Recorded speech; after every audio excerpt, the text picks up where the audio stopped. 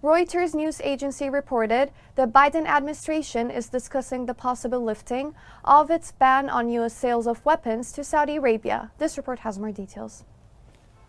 The U.S. is considering easing a restriction on offensive arms shipment to Saudi Arabia, softening Joe Biden's projected hardline approach towards the Gulf country during his presidential campaign. The Biden administration is considering lifting its embargo on U.S. supplies of offensive weapons to Saudi Arabia, but any final decision is believed to be contingent on Riyadh's progress towards resolving the conflict in neighboring Yemen. Senior Saudi officials pressured their U.S. colleagues in recent months to abandon a policy of supplying exclusively defensive weaponry to their biggest Gulf ally, sources said ahead of Joe Biden's visit to the kingdom this week. According to two sources, U.S. internal debates are informal and in the early stages, as no decision is forthcoming. A U.S. official indicated that at this moment there are no ongoing negotiations with the Saudis regarding offensive weaponry. But Biden has hinted that he wants to mend tense relations with Saudi Arabia as he gets ready for a risky diplomatic trip at a time when he wants more Gulf oil supplies